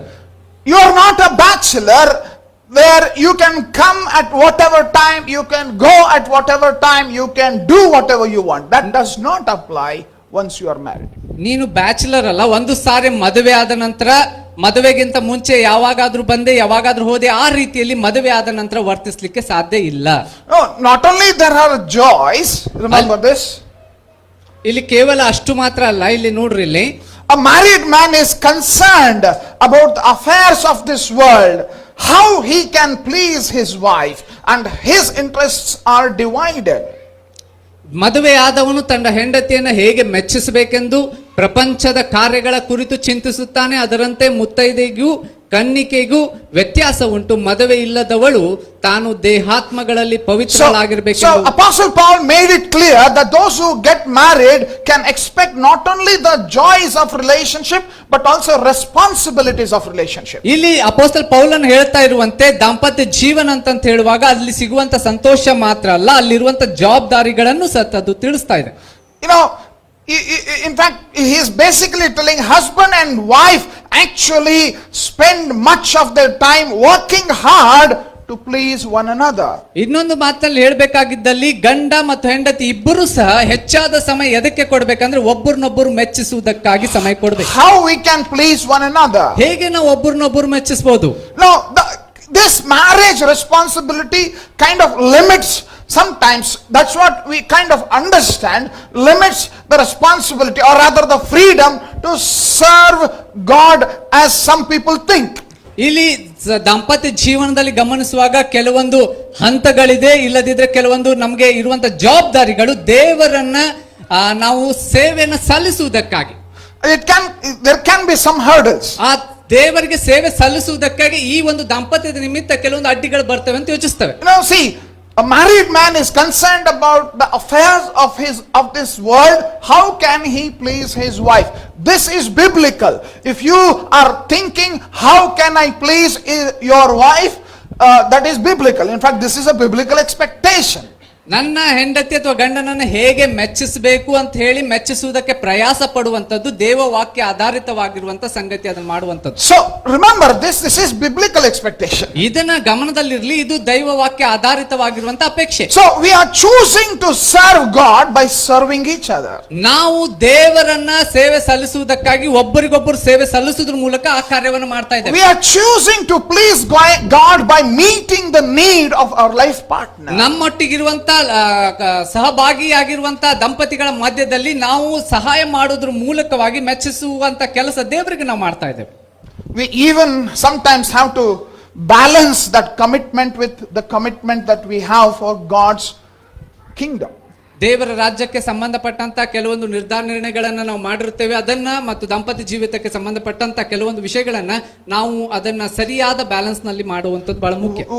Very important thing. ಬಹಳ ಪ್ರಾಮುಖ್ಯವಾದ ಸಂಗತಿ. So in terms of our expectation, ನಮ್ಮ ಅಪೇಕ್ಷೆಗಳು ಅಂತಂತೇಳಿ ಹೇಳುವಾಗ God gives us as an opportunity to serve one another. ದೇವರು ಒಬ್ಬರಿಗೊಬ್ಬರು ಸೇವೆ ಸಲ್ಲಿಸುವಂತ ಅವಕಾಶವನ್ನು ಇಲ್ಲಿ ಮಾಡ್ತಾರೆ. God gives us the opportunity to serve one another. ಒಬ್ಬರಿಗೊಬ್ಬರು ಸಲ್ಲಿಸುವಂತ ಸೇವೆಗೆ ಅಥವಾ ಸಹಾಯಕ್ಕೆ ದೇವರು ನಮಗೆ ಅವಕಾಶ ಮಾಡಿಕೊಡ್ತಾನೆ. Is it biblical that we should serve one another? ಒಬ್ಬರಿಗೊಬ್ಬರು ಸೇವೆ ಸಲ್ಲಿಸುವಂತದ್ದು, ಕಾರ್ಯ ಮಾಡುವಂತದ್ದು ದೈವವಾಕ್ಯ ಆಧಾರಿತವಾದದ್ದಲ್ರಿ? It is easy to serve somebody else outside. ಹೊರಗಡೆ ಇದ್ದಂತವರಿಗೆ ಬೇರೆ ಸಹಾಯ ಮಾಡುವಂತದ್ದು, ಸೇವೆ ಸಲ್ಲಿಸುವುದು ಬಹಳ ಸುಲಭ. And remember I said family is the laboratory of our heart. ನಾನು ಹೇಳಿದಂತ ನೆನಪಿನಲ್ಲಿ ಇಟ್ಕೊಡಿ, ಕುಟುಂಬ ಅನ್ನುವಂಥದ್ದು ಲ್ಯಾಬೊರೇಟರಿ ಇದ್ದ ಹಾಗೆ ಹೃದಯದ್ದು. Let's learn to serve in the home. ಮನೆಯಲ್ಲಿ ಒಬ್ಬರಿಗೊಬ್ಬರು ಸೇವೆ ಸಲ್ಲಿಸುವಂತದ್ದು, ಸಹಾಯ ಮಾಡುವಂತದ್ದನ್ನು ನಾವು ಕಲಿಯೋಣ. It is nothing wrong if you are thinking to please your wife, because God's word tells us, you are serving God by meeting the need of your home. ನಿಮ್ಮ ಹೆಂಡತಿಯರನ್ನ ಮೆಚ್ಚಿಸುವುದಕ್ಕಾಗಿ ನಾವು ಹಿಂಜರಿಬಾರದು, ಯಾಕಂದ್ರೆ ಇದು ದೇವ ವಾಕ್ಯ ಆಧಾರಿತವಾದದ್ದು. ಇದ್ರ ಮೂಲಕ ನಾವು ದೇವರನ್ನ ಮೆಚ್ಚಿಸ್ತೇವೆ. Second, marriage will change us for better. ದಾಂಪತ್ಯ ಜೀವನ ಎರಡನೇದು ನಾವು ನೋಡುವಾಗ ನಮ್ಮನ್ನ ಉತ್ತಮರನ್ನಾಗಿ ಬದಲಾಗಿಸುವುದಕ್ಕೆ ಇದು ಸಹಾಯ ಮಾಡ್ತದೆ ದಾಂಪತ್ಯ ಜೀವಿತ. How does that happen? ಅದು ಹೇಗೆ ಸಾಧ್ಯ ಆಗ್ತದೆ? You know, scripture does not tell us that. In Idanna- terms of, that these are the changes that will happen. ಈ ದೇವ ವಾಕ್ಯದಲ್ಲಿ ನಾವು ಗಮನಿಸುವುದಿಲ್ಲ, ನೀವು ಮದುವೆ ಆದಾಗ ಈ ಬದಲಾವಣೆಗಳು ಆಗ್ತವೆ ಅಂತ ನೇರವಾಗಿ ಅಲ್ಲಿ God ಹೇಳೋದಿಲ್ಲ. does not say the moment you get married, this is how I will make your wife to be or your husband to be. ದೇವರು ಎಂದು ಅಲ್ಲಿ ಹೇಳೋದಿಲ್ಲ, ನೀನು ಮದುವೆ ಆದ ನಂತರ ನಿನ್ನ ಹೆಂಡತಿಯನ್ನ ನಿನ್ನನ್ನು ಹೀಗೆ ಆಗ್ತೀಯಾ ಮಾಡ್ತೇನೆ ಅಂತ ಹೇಳಿ. You know, what God offers us is the kind of heart, that He will give you, that heart will, that which will change you, which is because of God. ದೇವರ ನಿಮಿತ್ತ ನಿಮ್ಮ ಹೃದಯದಲ್ಲಿ ಬದಲಾವಣೆಯನ್ನ ದೇವರ ನಿಮಿತ್ತ ತರುವಂತದ್ದ ಕಾರ್ಯವನ್ನ ಆತ ಮಾಡ್ತಾನೆ. So what are we talking about? ಇಲ್ಲಿ ಏನ್ ಮಾತನಾಡ್ತಾ ಇದ್ದೇವೆ ನಾವು? Married life should and must help you to grow spiritually. ದಾಂಪತ್ಯ ಜೀವನ ನಿಮ್ಮ ಪ್ರತಿ ಗಂಡ ಅಥವಾ ಹೆಂಡತಿ ಇರಬಹುದು, ಇಬ್ಬರ ಆತ್ಮಿಕ ಜೀವನದಲ್ಲಿ ಬೆಳೆಯುವುದಕ್ಕೆ ಸಹಾಯ ಮಾಡಬೇಕು. Husband and wife must help each other to grow spiritually. ಗಂಡ ಮತ್ತು ಹೆಂಡತಿ ಒಬ್ಬರಿಗೊಬ್ಬರು ಆತ್ಮಿಕವಾಗಿ ಬೆಳೆಯುವುದಕ್ಕೆ ಅವರಿಗೆ ನೀವು ಸಹಾಯ ಮಾಡಬೇಕು. You know what? When you allow God to help you in your spiritual life, ದೇವರಿಗೆ ನಿಮ್ಮ ಆತ್ಮಿಕ ಜೀವನದಲ್ಲಿ ಆತನಿಗೆ ಅವಕಾಶವನ್ನ ನೀವು ಮಾಡಿಕೊಡುವಾಗ, remember, you may have heard this, no husband can change his wife, no wife can change his husband. ಇದನ್ನ ನೀವು ಕೇಳಿರುವಂತದ್ದು ನೆನಪಿದೆ. ಯಾವ ಹೆಂಡತಿ ಗಂಡನನ್ನು ಬದಲಾಯಿಸಲಿಕ್ಕೆ ಸಾಧ್ಯ ಇಲ್ಲ, ಯಾವ ಗಂಡ ಹೆಂಡತಿಯನ್ನು ಬದಲಾಯಿಸಲಿಕ್ಕೆ ಸಾಧ್ಯ ಇಲ್ಲ. When you grow spiritually, ಯಾವಾಗ ನೀವು ಆತ್ಮಿಕವಾಗಿ ಬೆಳಿತೀರೋ, God will start changing you. ದೇವರು ನಿಮ್ಮಲ್ಲಿ ಆ ಬದಲಾವಣೆಗಳನ್ನು ತರಲಿಕ್ಕೆ ಆರಂಭಿಸ್ತಾನೆ. Hallelujah. Hallelujah. Because God is the one who established this institution of marriage. ಯಾಕಂದ್ರೆ ದಾಂಪತ್ಯ ಜೀವನದ ಈ ಸಂಸ್ಥೆಯನ್ನ ದೇವರೇ ಸ್ವತಃ ಸ್ಥಾಪಿಸಿರುವಂತದ್ದಾಗಿರೋದ್ರಿಂದ, see, we kind of need to learn this again scripturally. When you look at Philippians, especially here, by all means, we should help go through, make that changes. But here, the force behind, the power behind the change that takes, you change, I change, you change, I change. No, we together look to God, and God works in our life, and He changes us. ಇಲ್ಲಿ ದಾಂಪತ್ಯ ಜೀವನ ಅಂತ ಹೇಳುವಾಗ ನಾನು ನಿನ್ನನ್ನ, ನೀನು ನನ್ನನ್ನ ಒಬ್ಬರಿಗೊಬ್ಬರು ಬದಲಾವಣೆ ಮಾಡ್ತಾ ಹೋರಾಡುವಂತದ್ದು, ಜಗಳವಾಡುವಂತದ್ದಲ್ಲ. ಆದ್ರೆ ದೇವರು ನನ್ನಲ್ಲಿ ನಿಮ್ಮಲ್ಲಿ ಕೆಲಸವನ್ನ ಮಾಡೋದ್ರ ಮೂಲಕ ಬದಲಾವಣೆ ತರುವಂತದ್ದು. Spiritual growth, ಆತ್ಮಿಕ ಬೆಳವಣಿಗೆ. spiritual growth, ಆತ್ಮಿಕ ಬೆಳವಣಿಗೆ. what is spiritual growth? What do we mean by that? ಬೆಳವಣಿಗೆ ಅಂತಂದ್ರೆ ಏನು? God, allowing God to change you and me. ದೇವರಿಗೆ ಅವಕಾಶ ಮಾಡಿಕೊಡುವಂತದ್ದು ನಿನ್ನನ್ನ ನನ್ನನ್ನ ಬದಲಾಯಿಸುವುದಕ್ಕೆ. And obviously when God starts changing, ಯಾವಾಗ ದೇವರು ನಮ್ಮನ್ನ ಬದಲಾಯಿಸಲಿಕ್ಕೆ ಆರಂಭಿಸ್ತಾನೋ, we will start changing to please one another. ನಾವು ಒಬ್ಬರನ್ನೊಬ್ಬರು ಮೆಚ್ಚಿಸುವುದಕ್ಕಾಗಿ, ಒಬ್ಬರನ್ನೊಬ್ಬರು ಬದಲಾಯಿಸುವುದಕ್ಕಾಗಿ ಕಾರ್ಯ ಆರಂಭ ಆಗ್ತದೆ. We start becoming like the way the husband you wanted to be, the wife that you wanted to be. It's not in trying to correct and work out with each other, it's in trying to come to God and allowing God to change our life. ದೇವರ ಬಳಿ ಬಂದು ದೇವರು ನಮ್ಮ ದಾಂಪತ್ಯದಲ್ಲಿ ಪ್ರವೇಶಿಸಿ ಕೆಲಸ ಮಾಡಬೇಕಂತ ಅವಕಾಶ ನಾವು ಯಾವಾಗ ಮಾಡಿಕೊಡ್ತೇವೋ, ನಾವು ಗಂಡನನ್ನಾಗ್ಲಿ ಗಂಡ ಹೆಂಡತಿಯನ್ನಾಗ್ಲಿ ಬದಲಾಯಿಸುವಂತ ಅವಶ್ಯಕತೆ ಇರೋದಿಲ್ಲ. ಆ ದೇವರ ಬದಲಾವಣೆ ನಿಮಿತ್ತ ಆತನು ನನ್ನ ಅಪೇಕ್ಷೆ ತಕ್ಕಂಗೆ, ಅವಳು ನನ್ನ ಅಪೇಕ್ಷೆ ತಕ್ಕಂಗೆ ಇರ್ಲಿಕ್ಕೆ ಸಾಧ್ಯ. Third way, ಮೂರನೇ ಒಂದು ಮಾರ್ಗ ನೋಡುವುದಾಗಿದ್ದಲ್ಲಿ, marriage will place us under the mutual spirit of love. ದಾಂಪತ್ಯ ಅಂತ ಹೇಳುವಾಗ ಪರಸ್ಪರ ಪ್ರೀತಿಯ ಅಡಿಯಲ್ಲಿ ನಮ್ಮನ್ನಿಡುತ್ತದೆ. It gives us that possibility to work with love, learn about love, function in love. ಪ್ರೀತಿ ಬಗ್ಗೆ ಕಲಿಯುವುದಕ್ಕೆ, ಪ್ರೀತಿಯನ್ನು ಮಾಡುವುದಕ್ಕೆ, ಪ್ರೀತಿಯಲ್ಲಿ ಬೆಳೆಯುವುದಕ್ಕೆ ದಾಂಪತ್ಯ ಜೀವನ ನಮಗೆ ಸಹಾಯ ಮಾಡ್ತದೆ. So this is something we must realize, very important thing. ಇದು ಬಹಳ ಪ್ರಾಮುಖ್ಯವಾಗಿರುವಂತಹ ಸಂಗತಿ, ಇದನ್ನು ನಾವು ಗ್ರಹಿಸಿ ತಿಳಿದುಕೊಳ್ಬೇಕು. We will look for ways in which we will work to please and honor each other. ನಾವು ಇರುವಂತೆ ಒಬ್ಬರನ್ನೊಬ್ಬರು ಗೌರವಿಸುವಂತದ್ದು, ಪ್ರೀತಿಸುವಂತದ್ದು ಹೇಗೆ ಅನ್ನುವುದನ್ನು ನಾವು ಕಲಿಯಬೇಕಾಗಿದೆ. Watch out for this in Matthew chapter 7 verse 1 to 5. Do not judge. ನೀವು ತೀರ್ಪು ಮಾಡಬೇಡ್ರಿ. ಮತ್ತಾಯನ ಸುವಾರ್ತೆ 7ನೇ ಅಧ್ಯಾಯ ನಾವು ನೋಡ್ತೇವೆ 1ನೇ ವಚನದಿಂದ. What is it talking about? ಏನಿದು ಹೇಳ್ತಾ ಇದೆ? Kind of think about it in the context of husband and wife. ಗಂಡ ಹೆಂಡತಿಯರ ಮಧ್ಯದಲ್ಲಿ ಈ ಒಂದು ಯೋಚನೆ ಅಡಿಯಲ್ಲಿ ಈ ವಾಕ್ಯವನ್ನ ನಾವು ಗಮನಿಸಿ So ನೋಡಿದ್ರೆ, you want to make changes, ನೀವು ಬದಲಾವಣೆಯನ್ನು you want ತರುವುದಕ್ಕಾಗಿ to allow God to work in your life, ದೇವರು ನಿಮ್ಮ ಜೀವನದಲ್ಲಿ ಕೆಲಸ ಮಾಡುವುದಕ್ಕೆ ನೀವು ಅಪೇಕ್ಷಿಸುವುದಾಗಿದ್ದಲ್ಲಿ, comply with this. Allow in a positive way the word of God to work in your life. ಈ ಒಂದು ದೇವರ ವಾಕ್ಯ ನಿಮ್ಮ ಜೀವನದಲ್ಲಿ ಕಾರ್ಯ ಮಾಡುವುದಕ್ಕಾಗುವ ಹಾಗೆ ನೀವು ಅವಕಾಶ ಮಾಡಿಕೊಡ್ರಿ. Does that mean you should keep lying? ಅದರ ಅರ್ಥ ನೀವು ಸುಳ್ಳು ಹೇಳ್ತಾನೆ ಇರ್ಬೇಕಾ? ಹೇಳ್ತಾ ಇದ್ರೆ You are good, you are okay, you are keep on complimenting. ಸುಳ್ಳ ಇಲ್ಲದಿದ್ರು ಸಹ ನೀನು ಹಾಗಿದ್ಯಾ, ಒಳ್ಳೆ ಇದೆಯಾ, ಉತ್ತಮವಾಗಿದ್ಯಾ ಅಂತ ಹೇಳ್ತಾ ಸುಳ್ಳು ಹೇಳ್ತಾ ಸಾಕ್ಬೇಕಾದ್ರ ಅರ್ಥ? Wounds from a friend can be trusted, but an enemy multiplies. ಮಿತ್ರನು ಮಾಡುವ ಗಾಯಗಳು ಮೇಲಿಗಾಗಿಯೇ ಶತ್ರುವಿನ ಮುದ್ದುಗಳು ಹೇರಳವಾಗಿವೆ. Tell truth to your husband, tell truth to your wife. ಹೆಂಡತಿಗೆ ಏನ್ ಸತ್ಯ ಇದೆಯೋ ಅದನ್ನೇ ಹೇಳ್ರಿ, ಗಂಡನಿಗೆ ಏನ್ ಹೇಳ್ಬೇಕು ಅದನ್ನೇ ಹೇಳ್ರಿ. But then not like this, according to this scripture, not according to this. ಈ ವಾಕ್ಯದ ಪ್ರಕಾರ ಇರ್ಲಿಕ್ಕೆ ಹೋಗ್ಬೇಡ್ರಿ. What does it say? ವಾಕ್ಯ ಏನ್ ಹೇಳ್ತಿದ್ರಿ ಇಲ್ಲಿ? This is a bad thing to do. ಇದನ್ನ ಮಾಡುವಂತದ್ದು ಬಹಳ ಕೆಟ್ಟದ್ದು. Better to live in the corner of the roof than share a house with a quarrelsome wife. ಮನೆಯಲ್ಲಿ ಜಗಳ ಗಂಟಿಯ ಜೊತೆಯಲ್ಲಿ ಇರುವುದಕ್ಕಿಂತಲೂ ಮಾಳಿಗೆಯ ಒಂದು ಮೂಲೆಯಲ್ಲಿ ವಾಸಿಸುವುದೇ ಲೇಸು. Solomon is pretty experienced, that's why ಸೊಲೊಮೋನನು ಬಹಳ ಅನುಭವದಿಂದ ಹೇಳಿರುವಂತ ಮಾತಿದು. Don't be quarrelsome, ಜಗಳ ಗಂಟರಾಗಿರುವಂತದ್ದು. but let that be a place of mutual love and a place under which the spirit of love operates. ದಾಂಪತ್ಯ ಅಂತ ಹೇಳುವಾಗ ಪರಸ್ಪರ ಪ್ರೀತಿ ಅಡಿಯಲ್ಲಿ ನಮ್ಮನ್ನಿಡುವಂತದ್ದಾಗುತ್ತೆ. And then the fourth and the concluding thought I want to leave with you. ನಾಲ್ಕನೆಯದು ಕೊನೆಯದಾಗಿ ಇರುವಂತ ಮಾತನ್ನು ನಿಮ್ಗೆ ಹೇಳಲು ಬಯಸ್ತೇನೆ. Marriage will be a picture of Christ's relationship to the church. ದಾಂಪತ್ಯ ಸಭೆಯೊಂದಿಗೆ ಇರುವಂತ ಕ್ರಿಸ್ತನ ಸಂಬಂಧದ ಒಂದು ಚಿತ್ರವಾಗಿದೆ. 2 Corinthians chapter 11 verse 2. 2 ಕೊರಿಂಥ 11:2 ನೋಡುವಾಗ, please remember this one wife, one husband, two Christ. Paul is very clear about that. ಇಲ್ಲಿ ಪೌಲನು ಹೇಳುವಂತ ಸಂದರ್ಭದಲ್ಲಿ ನಾವು ಗಮನಿಸ್ತೇವೆ, ಇಲ್ಲಿ ನೋಡುವಾಗ ಕ್ರಿಸ್ತನೆಂಬುವನು ಒಬ್ಬನೇ, ಶುದ್ಧ ಕನ್ಯೆ ಅಂತ ಒಪ್ಪಿಸಬೇಕು ನಿಮ್ಮನ್ನು ಆತನಿಗೆ ಅಂತ ಹೇಳಿ ಒಬ್ಬನೇ ಅನ್ನುವಂತ ಶಬ್ದಗಳನ್ನ ನೋಡ್ರಿ.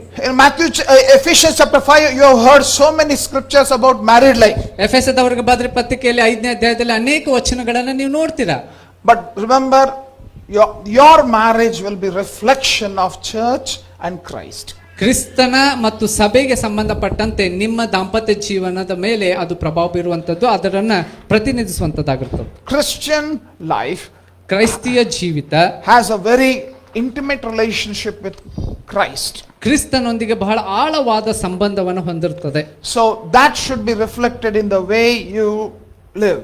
ನೀವು ಹೇಗೆ ಜೀವಿಸ್ತೀರೋ ಅದರ ಆಧಾರಿತವಾಗಿ ಅದು ಹೊರ ಬರುತ್ತದೆ.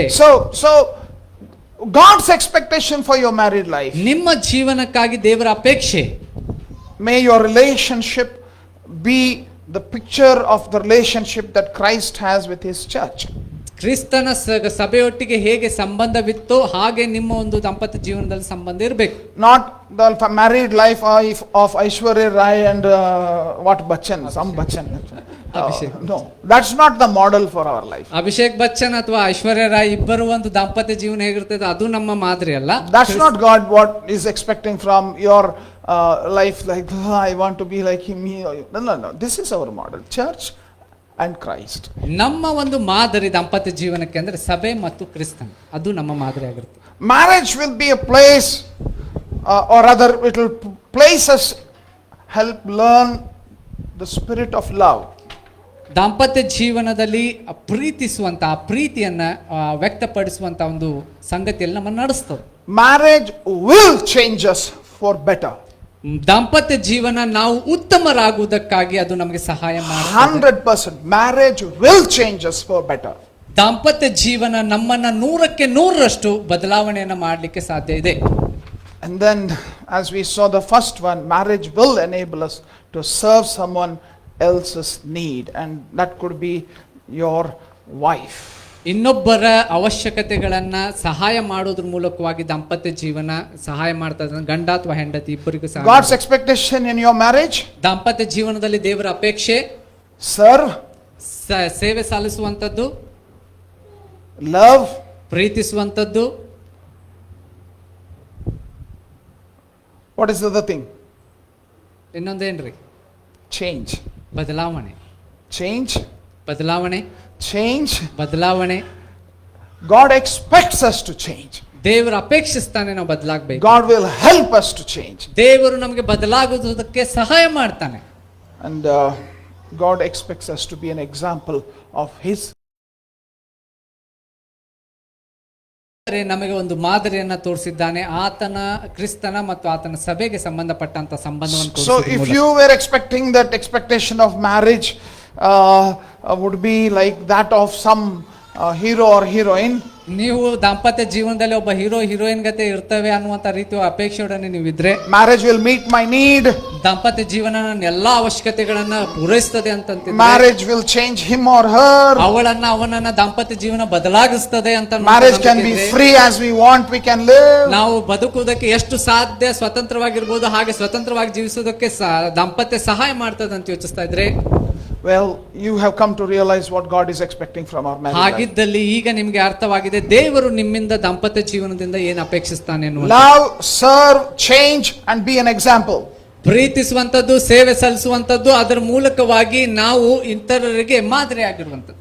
Love, serve, change and be an example. ಪ್ರೀತಿಸುವಂತದ್ದು, ಬದಲಾವಣೆಯನ್ನು ತರುವಂತದ್ದು, ಒಬ್ಬರಿಗೊಬ್ಬರು ಸೇವೆಯನ್ನು ಸಲ್ಲಿಸುವಂತದ್ದು, ಸಹಾಯ ಮಾಡುವಂತದ್ದು. Yes, you know that's what God is expecting from our marriage life. ದೇವರು ಅದನ್ನ ನಮ್ಮಿಂದ ಅಪೇಕ್ಷಿಸ್ತಾನೆ. And if we have this vision for our married life, ಈ ಒಂದು ದರ್ಶನ ನಮ್ಮ ದಾಂಪತ್ಯ ಜೀವನಕ್ಕೆ ಇರುವುದಾಗಿದ್ದಲ್ಲಿ, if we have this goal for our married life, ನಮ್ಮ ದಾಂಪತ್ಯ ಜೀವನಕ್ಕೆ ಈ ಗುರಿ ಇರುವುದಾಗಿದ್ದಲ್ಲಿ, we are heading in the right direction. ನಾವು ಸರಿಯಾದ ದಿಕ್ಕಿನಲ್ಲಿ ಸಾಗ್ತಾ ಇದ್ದೇವೆ. ಅದರ ಅರ್ಥ You will have a fulfilled life. Disappointments will start leaving. ಅದರ ನಂತರ ನಮ್ಮ ದಾಂಪತ್ಯ ಜೀವನದಲ್ಲಿರುವಂತಹ ದುಃಖ ಸಮಸ್ಯೆಗಳು ಕಡಿಮೆ ಆಗ್ತಾ ಸಂತೋಷ ಕಡೆ ನಾವು ಸಾಕ್ತೇವೆ. Can we ask God to help us to choose these expectations as our expectations for our married life? ನಮ್ಮ ದಾಂಪತ್ಯ ಜೀವನಕ್ಕೆ ದೇವರ ಅಪೇಕ್ಷೆ ಏನಿತ್ತು ಅದನ್ನು ನಾವು ಹೊಂದುವಂತೆ ಈ ಸಮಯದಲ್ಲಿ ದೇವರ ಸಹಾಯವನ್ನು ಕೇಳಿ ಪ್ರಾರ್ಥಿಸೋಣ. Because Christmas is a season also where it begins with that sense of disappointment in married life. ದಾಂಪತ್ಯ ಜೀವನದಲ್ಲಿ ಈ ಒಂದು ದುಃಖಕರವಾದ ಸಂಗತಿ, ನಿರಾಶೆಯ ಸಂಗತಿಗಳನ್ನ ನಾವು ನೋಡುವಂತದ್ದು.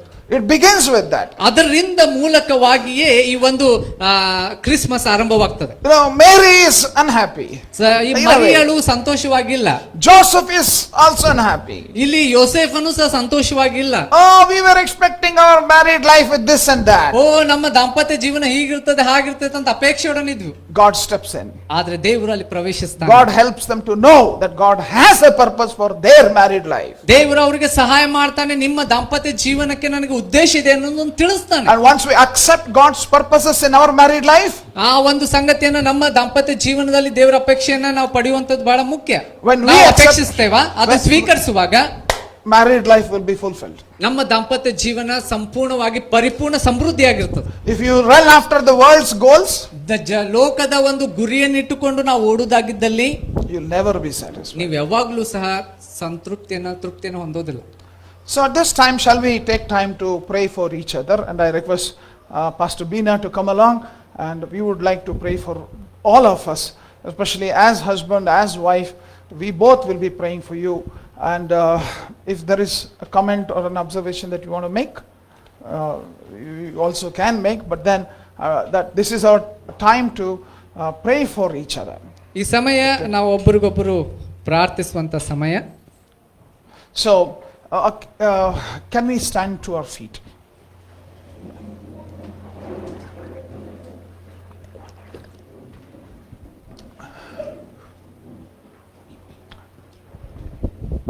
We have heard the word of God. ನಾವು ದೇವರ ವಾಕ್ಯವನ್ನು ಕೇಳಿದ್ದೇವೆ. Thank you. Many things we have learned. ಅನೇಕ ಸಂಗತಿಗಳನ್ನು ನಾವು ಕಲಿತಿದ್ದೇವೆ. I am not going to say much, but just few lines in Genesis first couple. ಕೆಲವು ಸಂಗತಿ ಮಾತ್ರ. ಆದಿಕಾಂಡದ ಮೊದಲನೆಯ ದಂಪತಿಗಳಲ್ಲಿ God made them so much together, walking in the garden and enjoying their lives, but devil came to disturb them. ದೇವರು ಅವರನ್ನ ತೋಟದಲ್ಲಿ ಇದ್ದುಕೊಂಡು ಸುಖ ಸಂತೋಷದಿಂದ ಬದುಕುವುದಕ್ಕೆ ಏರ್ಪಾಟು ಮಾಡಿದನು, ಆದರೆ ಸೈತಾನನು ಅದನ್ನ ಹಾಳು ಮಾಡೋದಕ್ಕೆ ಬಂದನು. In New Testament we see this first couple here, Mary and Joseph, and then their situation came to disturb them. ಮರಿಯಳು ಯೋಸೇಫರ ಜೀವಿತ ಹೊಸ ಒಡಂಬಡಿಕೆಯಲ್ಲಿ ಅವರ ಸ್ಥಿತಿಗತಿ, ಅವರ ದಾಂಪತ್ಯವನ್ನು ಕದಲಿಸುವಂತೆ ಮಾಡ್ತಾ ಇದೆ. But as I was listening here, Pastor was sharing, I see here that Joseph, he said to God that when angel of the Lord visited Joseph, and Joseph said yes to it. ಆದ್ರೆ ವಾಕ್ಯ ಕೇಳ್ತಾ ಇದ್ದಂತೆ ಇಲ್ಲಿ ಗಮನಿಸಿದ್ದು ಯೋಸೇಫನ ನಿರ್ಧಾರ ನಿನ್ನ ಚಿತ್ತದಂತೆ ಆಗಲಿ ಎಂಬುದಾಗಿ. Mary, when we hear that no contact with man, and then she is willing to say that I will conceive with the power of the Holy Spirit, and she says yes to the Lord. ಮರಿಯಳು ಸಹ ಒಬ್ಬ ಕನ್ಯೆಯಾಗಿ ಗರ್ಭಿಣಿಯಾಗುವ ಸಾಧ್ಯತೆಯನ್ನು ಒಪ್ಪಿಕೊಳ್ಳುವಾಗ ಅವಳು ಸಹ ಹೇಳ್ತಾ ಇರುವಂಥದ್ದು, ದೇವರೇ ನಿನ್ನ ಚಿತ್ತ ನಮ್ಮ ಕುಟುಂಬಕ್ಕಾಗಿ ನಾನು ಒಪ್ಪಿಕೊಳ್ತೇನೆ. And when they said yes to the Lord, ಅವರಿಬ್ಬರು ದೇವರಿಗೆ ಒಪ್ಪಿಕೊಳ್ಳುತ್ತೇವೆ ಸ್ವಾಮಿ ಅಂತ ಹೇಳಿದಾಗ, it was very, very, very odd situation, but they said yes to the Lord. ಅದು ನೋಡ್ಲಿಕ್ಕೆ ಒಂದು ವೇಳೆ ಸರಿಯಾಗಿ ಕಾಣದಿದ್ದರೂ ಕೂಡ ಅವರಿಬ್ಬರು ಒಪ್ಪಿಕೊಂಡು ಹೇಳಿದ್ರು, ಹೌದು ಸ್ವಾಮಿ ನಿನ್ನ ಚಿತ್ತ ನಮ್ಮ ಜೀವಿತದಲ್ಲಿ ನೆರವೇರಲಿ. Savior came into this world. ಆ ಕುಟುಂಬದಲ್ಲಿ ರಕ್ಷಕನು ಹುಟ್ಟಿ ಬಂದನು. Can you join your hands together? ನಿಮ್ಮ ಗಂಡ ಹೆಂಡತಿ ಜೊತೆ ಹಾಗೆ ನೀವು ಕೈ ಜೋಡಿಸಿ We are human being, ನಾವು ಮಾನವರು, and expectations disappoint us. ನಮ್ಮ ಅಪೇಕ್ಷೆಗಳು ನಮ್ಮ ಕುಟುಂಬಗಳ ಜೀವಿತದಲ್ಲಿ ಅನೇಕ ಸಾರಿ ನಿರಾಶೆ ತರುತ್ತವೆ. But God's expectation is ಆದ್ರೆ ದೇವರ ಅಪೇಕ್ಷೆ ಇದು, that when we both have between us, when God is the center between our marriage, ನಮ್ಮ ಇಬ್ಬರ ಮಧ್ಯದಲ್ಲಿ ದೇವರು ಕೇಂದ್ರವಾಗಿ ನಾವು ದಾಂಪತ್ಯ ಜೀವಿತ ಜೀವಿಸುವಾಗ many things we will not like in each other. ಅನೇಕ ಸಂಗತಿಗಳನ್ನು ನಾವು ಒಬ್ಬರಿಗೊಬ್ಬರಲ್ಲಿ ಇಷ್ಟಪಡ್ಲಿಕ್ಕಿಲ್ಲ. But I want to follow God. ಆದ್ರೆ ನಾನು ದೇವರನ್ನು ಹಿಂಬಾಲಿಸ ಬಯಸುತ್ತೇನೆ. What God says I will do. ದೇವರು ಹೇಳುವುದನ್ನ ಮಾಡುತ್ತೇನೆ. What God says I will do. ದೇವರು ಹೇಳುವುದನ್ನ ಮಾಡುತ್ತೇನೆ. Marriage is a mission. ದಾಂಪತ್ಯ ಎನ್ನುವಂಥದ್ದು ಒಂದು ಗುರಿ ಹೊಂದಿರುವ ಸೇವೆ. And this mission we will achieve together. ನಾವು ಈ ಸೇವೆಯನ್ನ ಜೊತೆಯಾಗಿ ಸಾಧಿಸುತ್ತೇವೆ. Shall we just hand over ourselves in God's hand? ನಾವು ಜೊತೆಯಾಗಿ ನಮ್ಮನ್ನ ಗಂಡ ಹೆಂಡತಿಯಾಗಿ ದೇವರ ಕೈಗಳಿಗೆ ನಮ್ಮನ್ನು ಒಪ್ಪಿಸಿಕೊಡೋಣವೋ? No any other option, oh God. ಕರ್ತನೇ, ಬೇರೆ ಯಾವ ಮಾರ್ಗವಿಲ್ಲ.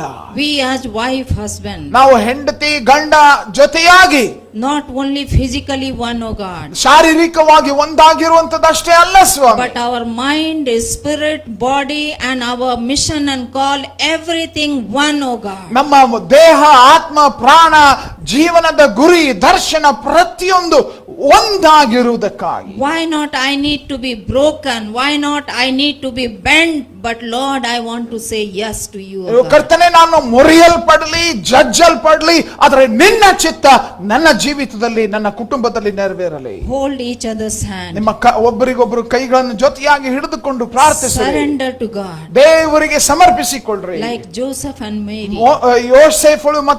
ಯೋಸೇಫ ಮತ್ತು ಮರಿಯಳಂತೆ, as both of them they said yes to the Lord. ಅವರಿಬ್ಬರು ಹೌದು ಸ್ವಾಮಿ ಅಂತ ಹೇಳಿದಂತೆ, ಒಪ್ಪಿಕೊಂಡಂತೆ, Holy Spirit of God led them. ಪರಿಶುದ್ಧಾತ್ಮನವರನ್ನ ನಡೆಸಿದನು. Holy Spirit of God led them. ಪರಿಶುದ್ಧಾತ್ಮನವರನ್ನ ನಡೆಸಿದನು. And the Savior was brought into this world through them. ಲೋಕ ರಕ್ಷಕನವರ ಮುಖಾಂತರ ಹುಟ್ಟಿ ಬಂದನು. Hallelujah. Thank you, hallelujah, Jesus. Hallelujah.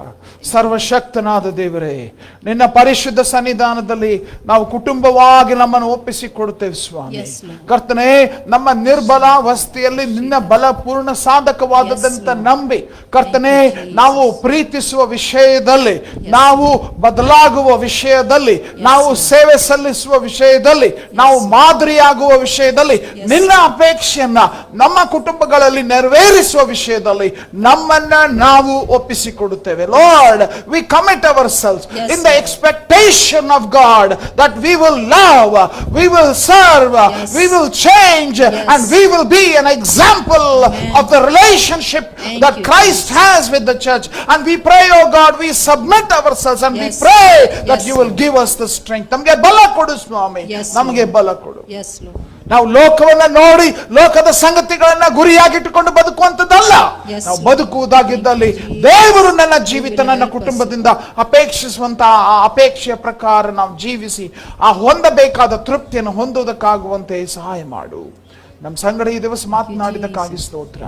ಕರ್ತನೇ, ಅನೇಕ ದುಃಖ ತಪ್ತ ಮನನೊಂದ ಗಂಡ ಹೆಂಡತಿಯ ದಾಂಪತ್ಯ ಜೀವಿತದಲ್ಲಿ ಆಗುತ್ತಿರುವ ಅಲ್ಲೋಲ ಕಲ್ಲೋಲಗಳು ನಿನಗೆ ಗೊತ್ತಿದೆ.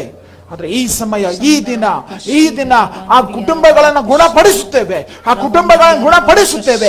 ಕುಟುಂಬಗಳನ್ನು ಒಡೆಯುವ ಶಕ್ತಿ, ದುರಾತ್ಮನ ಶಕ್ತಿ, ಸೈತಾನನ ಶಕ್ತಿಯನ್ನು ಯೇಸು ಕ್ರಿಸ್ತನ ಹೆಸರಿನಲ್ಲಿ ನಾವು ಮುರಿಯುತ್ತೇವೆ. Yes, Lord. Thank you, Jesus. Unite. ಪ್ರತಿಯೊಂದು ಕುಟುಂಬವನ್ನು ಯೇಸು ಕ್ರಿಸ್ತನ ರಕ್ತದಿಂದ ಮುದ್ರಿಸುತ್ತೇವೆ. Yes, Lord. Thank you, Jesus. ಐಕ್ಯತೆಯಲ್ಲಿ, ಪ್ರೀತಿಯಲ್ಲಿ, ಸೇವೆಯಲ್ಲಿ ಕರ್ತನೇ ನಿನ್ನ ಅಪೇಕ್ಷೆ ಪ್ರಕಾರ ಇರುವಂತ ಕುಟುಂಬಗಳನ್ನಾಗಿ ಮಾಡಿ ನೀ ಮಹಿಮೆ ಹೊಂದಬೇಕಂತ ಪ್ರಾರ್ಥಿಸ್ತೇವೆ. ನಮ್ಮ ಸಂಗಡ ಈ ದಿವಸ ಮಾತನಾಡಿದಕ್ಕಾಗಿ ಸ್ತೋತ್ರ. ಯೇಸು ಸ್ವಾಮಿ ಹೆಸರಿನಲ್ಲಿ ಈ ಪ್ರಾರ್ಥನೆಯನ್ನು ನಾವು ಬೇಡಿ ಹೊಂದಿದ್ದೇವೆ ತಂದೆಯೇ. Amen. Amen. Please be seated.